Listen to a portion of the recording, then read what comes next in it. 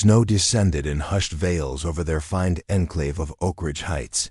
Stately residences with sprawling driveways stood as guardians against the wintry night, their windows casting cozy light that flowed onto untouched snowy lawns.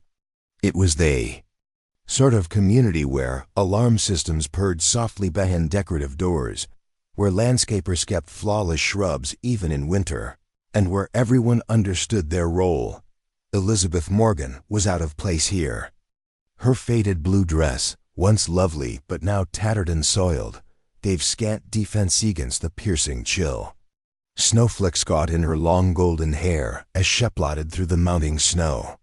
Her shoulders curled against the gusts, 3 days without proper refuge, 2 weeks without employment, and 6 months since the eviction that began her downward plunge. She gripped a creased slip of paper in her numb hands. On it, an address and a quickly jotted note. Women's winter shelter opens at 7 p.m.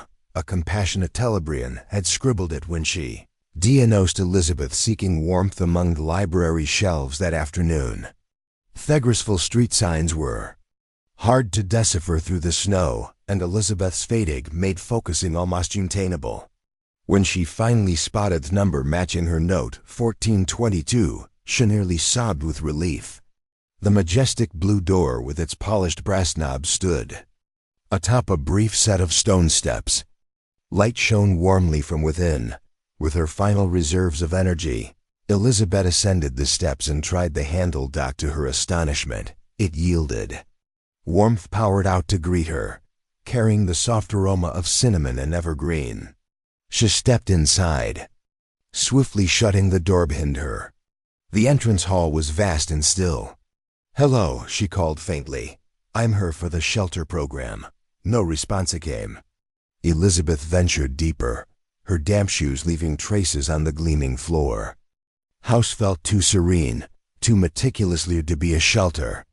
Uncertainty began to seep in as she observed the costly furnishings and artwork. Had she misread the address? She slumped onto the lowest step of a grand staircase, her legs finally buckling after hours of trekking. She'd rest just for a moment.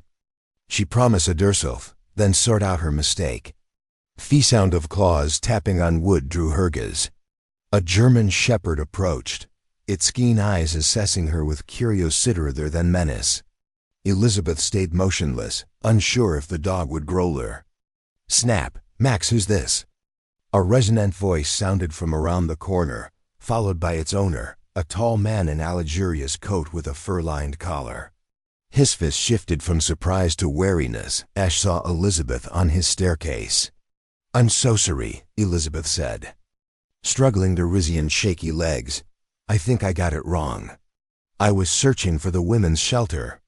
The man tilted his head slightly, his initial doubts easing as he took in her unkempt state and the raw fear in her eyes. "That's on Oakwood Drive, not Oakridge Avenue," he said, his tone softer now. "It's about 2 miles east of here." Elizabeth felt her faint hope dissolve. 2 more miles in this storm seemed unthinkable. "I'll go," she murmured, moving toward the door. "I'm sorry for trespassing." "Wait," the man said, raising his hand. "It's getting worse out there." He glanced out the window, where snow fell in dense, blinding waves. "You can't walk 2 miles in this blizzard." He seemed to wrestle with himself briefly before offering his hand. "I'm James Wilson," he said, "and this is Max." "Elizabeth Morgan," she replied, avoiding his hand.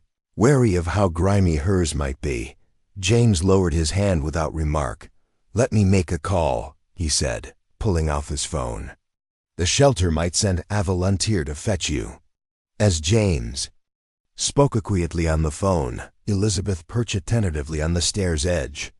The German shepherd settled beside her, his warm body a sharp contrast to her chilled frame. Hesitantly, she rested a hand on his fur, and the dog pressed into her touch. "No one's picking up," James said, ending the call. "And the news says several roads are closed due to ice."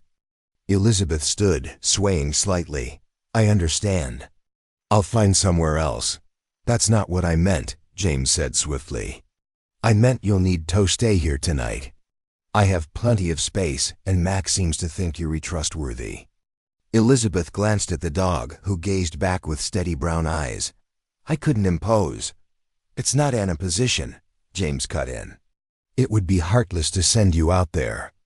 Tudrain to protest. Elizabeth nodded. James led her to a guest bathroom where Esh could clean up and handed her clean clothes that, he explained, belonged to his sister from her visits. Later, seated in the kitchen with a bowl of homemade soup before her, Elizabeth observed her unexpected host. James moved with the assurance of someone who never fretted about his next meal or where he'd sleep. Yet, a faint sorrow lingered in his expression, at odds with his surroundings. Have you been here long? She asked, breaking the quiet. 5 years, he answered, though it still doesn't always feel like home. It's stunning, Elizabeth. James smiled, but it didn't reach his eyes. It's empty, just me and Max most of the time.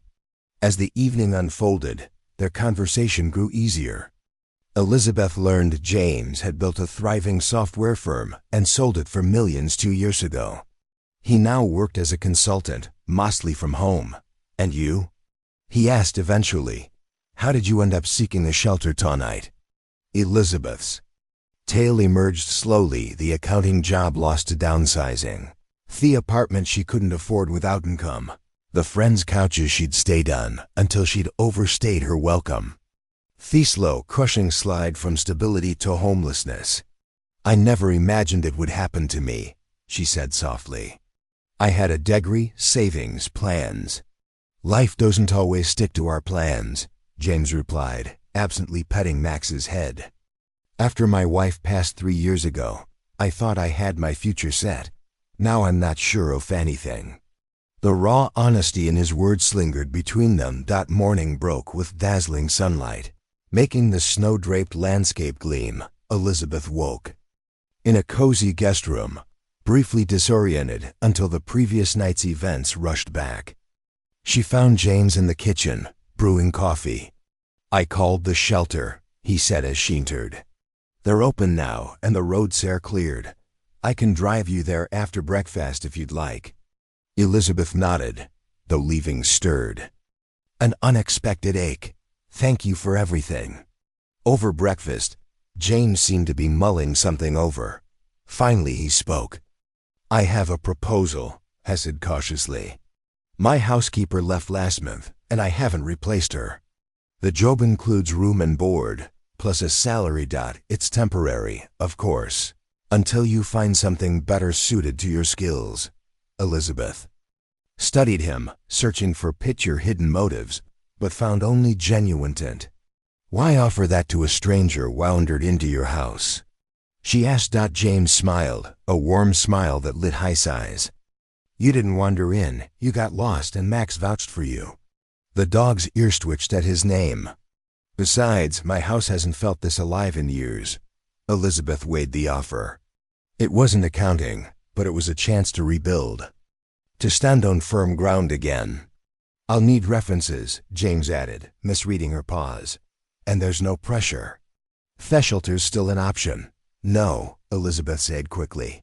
I mean, yes, I'd like to accept your offer. Outside, the morning sun climbed over the snow-laden neighborhood, painting the world with promise.